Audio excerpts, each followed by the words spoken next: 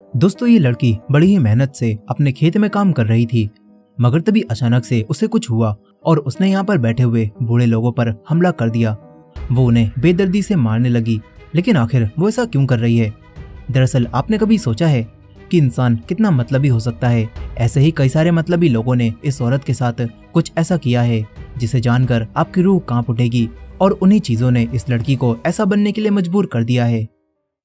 तो कहानी की शुरुआत होती है सियोल शहर से, जहां पर कुछ लड़के एक लड़की को मोलेस्ट करने की कोशिश कर रहे थे, और ये लड़की आसपास खड़े हुए लोगों से मदद भी मांगती है, लेकिन कोई भी इसकी मदद नहीं करता। यहाँ पर हम हेवन नाम की एक लड़की को भी देखते हैं, जो कि ये सब होते हुए देख रही थी, और वो अपने कार के विंडो को ऊपर कर लेती है और उस लड़की की मदद नहीं करती। इसके बाद हम हेवन को देखते हैं, जो कि एक बैंक में काम कर रही थी। तभी यहाँ पर एक बूढ़ी लेडी हेवन के पास लोन लेने के लिए आ जाती हैं, लेकिन इन बूढ़ी लेडी के ज्यादा गरीब होने की वजह से हेवन उन्हें बड़े अमाउंट का लोन दिलवाने से मना करने लगती है। ये ओल्ड लेडी हेवन को अपनी मजबूरी बताती हैं और लोन के लिए रिक्वेस्ट भी करती हैं, लेकिन हेवन उनकी कोई भी बात नहीं सुनती और बूढ़ी लेडी पर ही उल्टा चिल्लाने लगती है और उन्हें यहाँ से जाने के लिए बोलती है। तभी हेवन को एक कॉल आती है और उसे पता चलता है कि कल रात जिस लड़की को उसने मोलेस्ट होते हुए देखा था, उसका अब मर्डर हो चुका है। ये बात सुनकर हेवन पुलिस स्टेशन जाती है, जहां पर पुलिस ऑफिसर हेवन को उन्हीं लड़कों को दिखाते हैं जो कि लड़की को मोलेस्ट कर रहे थे, लेकिन हेवन उन्हें पहचानने से मना कर देती है और झूठ बोलती है कि मैंने इन लड़कों को कभी भी नहीं देखा।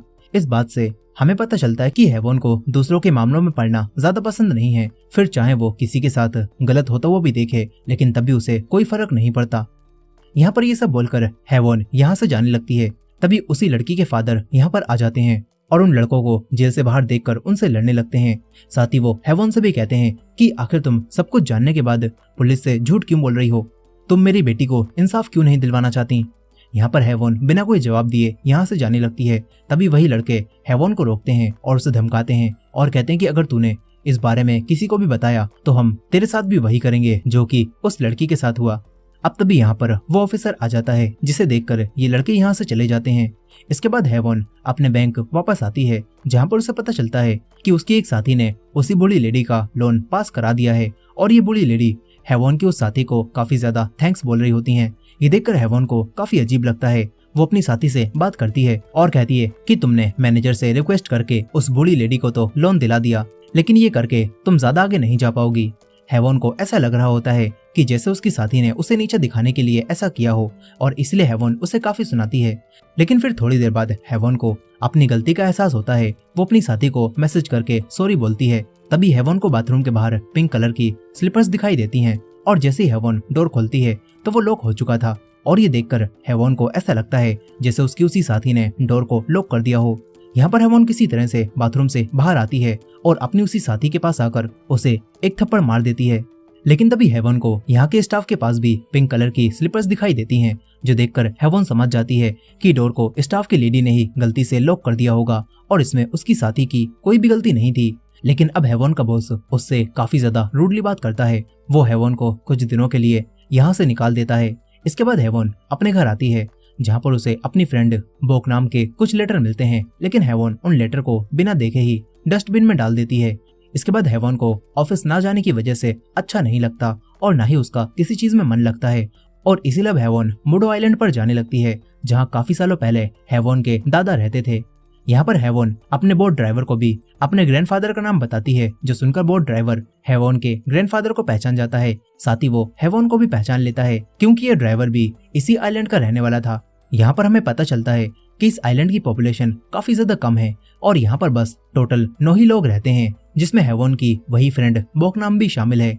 इसके बाद हेवन आइलैंड पर पहुंचती है, जहाँ पर बोकनाम उसे देखकर काफी खुश हो जाती है।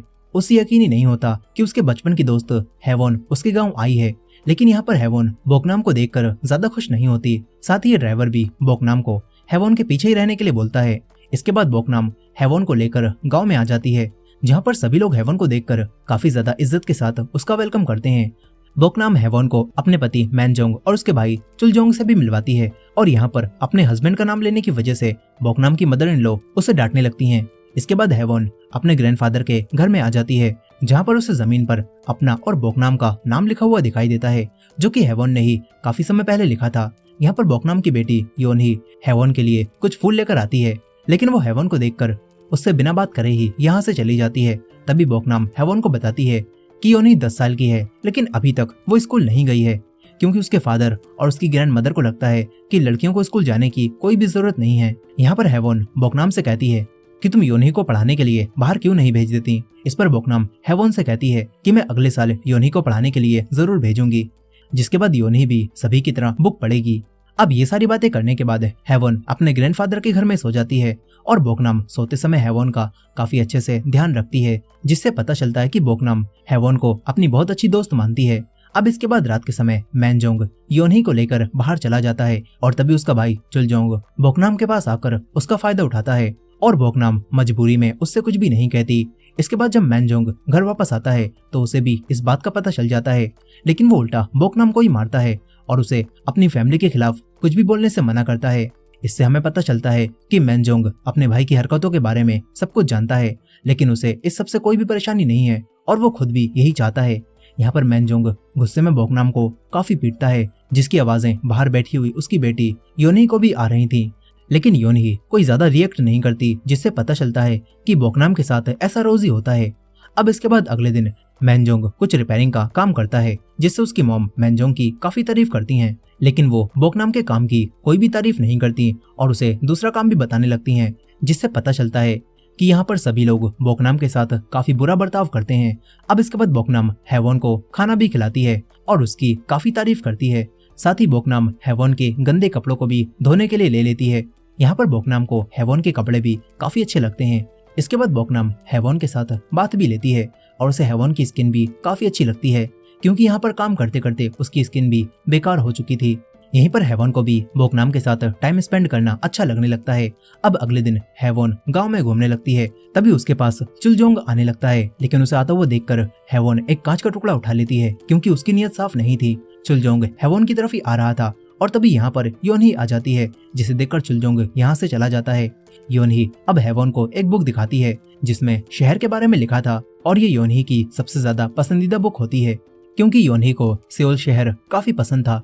यहाँ पर हेवॉन योनी के साथ काफी मस्ती करती है और उसे योनी भी काफी अच्छी लगती है। वहीं पर मैनजोंग एक लड़की मिरेन के साथ अपने रूम में होता है और यहाँ पर बोकनाम आराम से बाहर बैठकर खाना खा रही थी, जिससे पता चलता है कि उसे अपने पति की इन हरकतों से अब कोई ज्यादा फर्क नहीं पड़ता।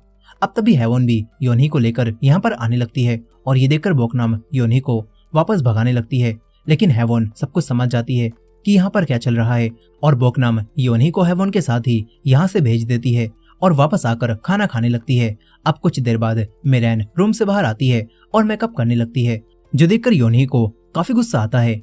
उसे लगता है कि उसके डैड उसकी मॉम को छोड़कर मिरेन से प्यार करते हैं, इसीलिए योनी मिरेन के एक थप्पड़ मारकर यहाँ से चली जाती है। तभी मिरेन बोकनाम से बात करती है और उससे माफी मांगती है। मिरेन बोकनाम को पहले से ही जानती थी, इसीलिए वो उसे अपने साथ ही सेउल चलने के लिए कहती है, क्योंकि वो जानती थी कि यहाँ पर बोकनाम के क्या हालात हैं और मिरेन को भी पता था कि बोकनाम यहाँ से भागना चाहती है। लेकिन बोकनाम मिरेन को ये बोलकर भागने से मना कर देती है कि मैं योनी को उसके फादर से दूर नहीं कर सकती, और इसी वजह से बोकनाम मैनजोंग के इतने सारे टॉर्चर बर्दाश्त कर रही है। इसके बाद बोकनाम हेवॉन के पास जाती है, जहाँ पर हेवॉन बोकनाम से कहती है कि तुम्हें अपने पति के किसी दूसरी लड़की के साथ रिलेशन में आने से कोई फर्क नहीं पड़ता क्या। इस पर बोकनाम हेवॉन से कहती है कि अगर मुझे फर्क पड़े भी तो आखिर में यहाँ से जा भी कहाँ सकती हूँ। ये सुनकर हेवॉन बोकनाम को अपना ध्यान रखने के लिए बोलती है और योगा करने लगती है। तभी यहाँ पर बोकनाम भी हेवॉन की तरह ही योगा करने की कोशिश करती है, जिससे उसे काफी अच्छा लगता है, लेकिन उसकी ये खुशी ज्यादा देर तक नहीं चल पाती। और अब जब वो घर वापस आकर मैनजोंग की पैंट को देखती है तो उसे मैनजोंग की पैंट में उसी की बेटी योनी का अंडरवेयर मिलता है, जो देखकर बोकनाम को ऐसा लगता है कि मैनजोंग योनी के साथ भी गलत हरकतें करने वाला है। ये जानकर अब बोकनाम योनी के पास आती है, जो कि मिरेन की तरह ही मेकअप करने की कोशिश कर रही थी ताकि उसके डैड उससे भी प्यार करें। ये सब देखकर बोकनाम योनी को काफी डांटती है और उसे ऐसा करने से मना करने लगती है। साथ ही बोकनाम योनी को उसके डैड की असलियत बताने वाली होती है कि तभी यहाँ पर मैनजोंग आ जाता है और उसे ऐसा लगता है कि बोकनाम योनी से ही मेकअप के लिए लड़ रही है, इसीलिए वो बोकनाम को काफी पीटता है और उसके मुंह पर नेल पेंट भी फेंक देता है। और यहाँ पर मैनजोंग योनी को अपने पास बिठाकर शांत कराने लगता है, जो देखकर बोकनाम को ऐसा लगता है कि मैनजोंग योनी के साथ गलत हरकतें करने की कोशिश कर रहा है। और ये सोचकर बोकनाम चाकू उठाकर मैनजोंग को मारने आने लगती है, लेकिन तभी वो देखती है कि मैनजोंग तो पहले की ही तरह योनी को नॉर्मली चुप करा रहा है और ये देखकर बोकनाम मैनजोंग को कुछ भी नहीं बोलती। इस तरफ हेवॉन को उसके बॉस का मैसेज मिलता है और उसके बॉस हेवॉन को वापस काम पर बुलाते हैं, जो जानकर हेवॉन अब पैकिंग करने लगती है। तभी बोकनाम यहाँ पर आती है। हेवॉन उससे थैंक्स बोलने लगती है कि उसने हेवॉन का इतना ख्याल रखा। तभी बोकनाम हेवॉन से कहती है कि तुम मेरी बेटी योनी को अपने साथ शहर ले जाओ, शायद शहर जाकर उसकी जिंदगी सुधर जाए। लेकिन यहाँ पर हेवॉन को बोकनाम की सारी बातें झूठ लगती हैं। उसे ऐसा लगता है कि कोई भी फादर अपनी बेटी के साथ गलत नहीं कर सकता और बोकनाम बस सियोल जाने का अपना सपना पूरा करने के लिए ये सब बोल रही है। इसलिए हेवॉन बोकनाम के काफी रिक्वेस्ट करने पर भी योनी और बोकनाम को अपने साथ ले जाने से मना कर देती है और कहती है कि जब मैं अगली बार आऊंगी तो मैं तुम्हें यहाँ से ले चलूंगी। बोकनाम को काफी बुरा लगता है और यहाँ पर बैठी एक लेडी इन दोनों की सारी बातें सुन लेती है। इसके बाद जब अगले दिन हेवॉन योनी के साथ बैठी होती है, तभी योनी हेवॉन से अपना प्यार जताने के लिए उसे गलत तरह से छूती है और कहती है कि मेरे डैड भी सभी को इसी तरह प्यार करते हैं। यहाँ पर हेवॉन योनी से पूछती है कि क्या तुम्हारे डैड तुम्हें भी इसी तरह छूते हैं। इस पर योनी इस सवाल का कोई जवाब नहीं देती और अजीब तरह से हंसती है, जो देखकर हेवॉन समझ जाती है कि मैनजोंग योनी के साथ भी गलत हरकतें करता है। मगर अब तभी मैनजोंग की मदर यहाँ पर आ जाती हैं। वो योनी को यहाँ से भेज देती हैं। साथ ही मैनजोंग की मॉम हेवॉन से कहती हैं कि बोकनाम एक झूठी लड़की है और योनी तो मैनजोंग की असली बेटी भी नहीं है, पता नहीं वो किसकी बेटी है।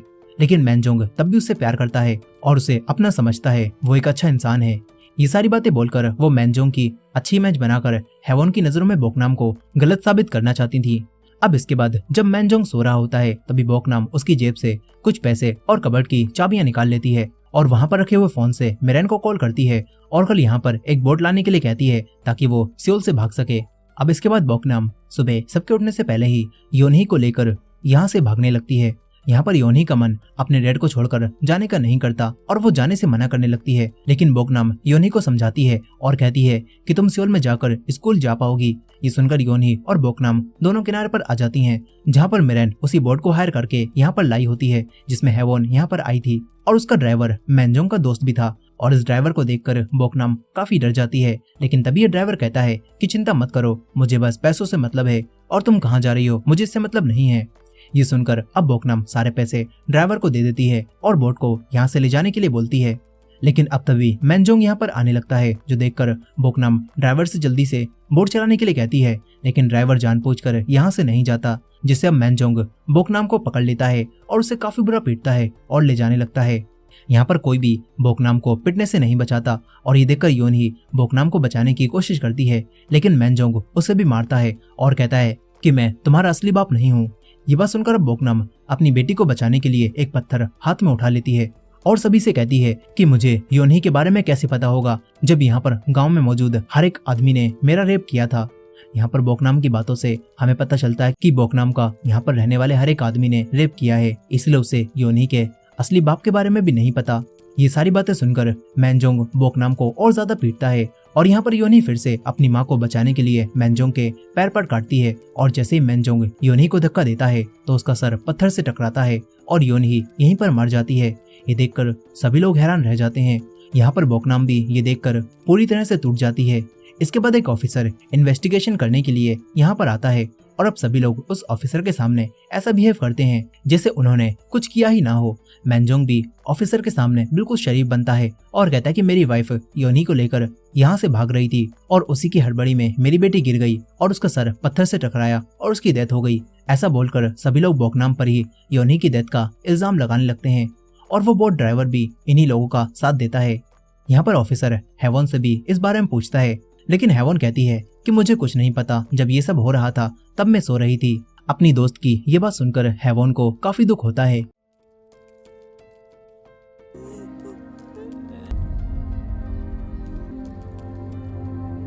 और बोकनाम अब पूरी तरह से टूट जाती है। उसे अपनी बेटी को इंसाफ दिलाने का कोई रास्ता नहीं दिखाई देता। इसके बाद सभी लोग ऑफिसर को आइलैंड से जाते वक्त गिफ्ट देते हैं ताकि ऑफिसर इस बारे में किसी को भी कुछ ना बताए। यहाँ पर हेवॉन भी इनके साथ ही यहाँ से जाने के लिए आ रही होती है। तभी सभी लोग बोट ड्राइवर को इशारा करके यहाँ से भेज देते हैं, जिस वजह से हेवॉन आइलैंड पर ही रह जाती है। इसके बाद चुलजोंग हेवॉन के लिए खाना लेकर आता है और जब हेवॉन वो खाना खाती है तो उस खाने में मिली हुई दवाई से हेवॉन बेहोश हो जाती है और तभी चुलजोंग मौके का फायदा उठाने लगता है। मगर तभी बोकनाम यहाँ पर आ जाती है और वो चुलजोंग को अपनी दोस्त हेवॉन के साथ कुछ भी गलत नहीं करने देती। इसके बाद कहानी पास्ट में जाती है, जहां हम हेवॉन और बोकनाम को देखते हैं, जो कि साथ में इसी आइलैंड पर थी। और यहाँ पर हेवॉन बोकनाम को एक विसल बजाना सिखा रही होती है। ये दोनों काफी अच्छी दोस्त होती हैं, मगर अब तभी गांव के कुछ लड़के यहाँ पर आ जाते हैं, जिनमें चुलजोंग और मैनजोंग भी होते हैं। और चारों लड़के हेवॉन को छेड़ने लगते हैं, लेकिन बोकनाम इन लड़कों से लड़ने लगती है और हेवॉन यहाँ से भागकर छुप जाती है। मगर तभी ये लड़के बोकनाम के सर पर वही विसल मारते हैं, जिससे बोकनाम बेहोश हो जाती है और विसल भी टूट जाती है। इसके बाद हेवॉन देखती है कि वो लड़के बोकनाम का रेप करते हैं। फिर कहानी प्रेजेंट में आ जाती है, जब हेवॉन को होश आ जाता है।